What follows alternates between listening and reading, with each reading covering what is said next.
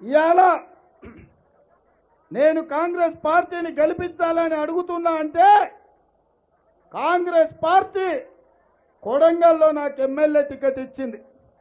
ఓడిపోయినా పర్వాలేదని వెన్ను తట్టి మల్కాజ్గిరి పార్లమెంటు టికెట్ ఇచ్చిందని గెలిపించింది. దేశంలోనే పెద్ద పార్లమెంటు నియోజకవర్గమైన మల్కాజ్గిరిలో గెలిస్తే కాంగ్రెస్ పార్టీ అధ్యక్షుడిని చేసింది. ఇవాళ తెలంగాణ రాష్ట్రానికి ముఖ్యమంత్రిని చేసింది. నేను అడుగుతున్నా, పాలమూరు బిడ్డలు నేను అడుగుతున్నా, ఇవాళ ఎక్కడ వనపర్తి గవర్నమెంట్ స్కూల్లో చదువుకున్న నన్ను, నల్లమల్ల అడవుల్లో కొండారెడ్డిపల్లి పుట్టిన నన్ను ఇవాళ తెలంగాణ రాష్ట్రానికి సోనియమ్మ ముఖ్యమంత్రిని చేస్తే నేను ఇవాళ కాంగ్రెస్ను గెలిపించాలని అడగడం నేరమా? కాంగ్రెస్ పార్టీని వంశీ చంద్రెడ్డిని ఎంపీగా గెలిపించండి. మా ప్రాంతాన్ని అభివృద్ధి కోసం, మా ప్రాంత నిరుద్యోగ యువకుల ఉద్యోగ ఉపాధి అవకాశాల కోసం నేను పాటుపడతా అని చెప్తున్నా. ఇది నేను చేసిన తప్ప? ఇది నేను చేసిన నేరమా?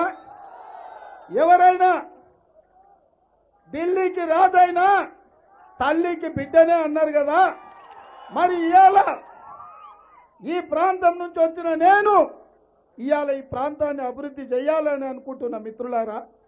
ఇవాళ అందుకే చిన్నారెడ్డి గారి పెద్దల్ని తెలంగాణ రాష్ట్ర ప్లానింగ్ కమిషన్ వైస్ చైర్మన్ గా నియమించి ప్రత్యేకంగా పాలమూరు అభివృద్ధి కోసం వారినే అన్ని శాఖలను సమీక్షించి గద్వాల కానీ, అలంపూర్ కానీ, కొల్లాపూర్ కానీ, అచ్చంపేట కానీ, కల్వకుర్తి కానీ, దేవరకద్ర కానీ, జడ్చర్ల కానీ, మహబూబ్నగర్ కానీ, మక్తల్ కానీ, నారాయణపేట కానీ, కొడంగల్ కానీ, షాద్నగర్ కానీ, నాగర్ కర్నూలు కానీ 14 అసెంబ్లీలను నాగర్ కర్నూలు పార్లమెంటు, మహబూబ్నగర్ పార్లమెంటు అభివృద్ధి చేయడానికి ప్రణాళికలు సిద్ధం చేయమని పెద్దలు చిన్నారెడ్డి గారికి చెప్పిన.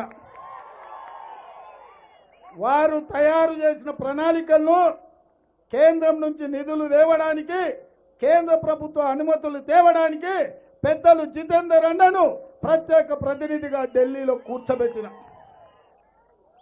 ఈ రెండింటిని సమన్వయం చేయడానికి తమ్ముడు వంశీని ఎంపీగా గెలిపించమని అడుగుతున్నారు.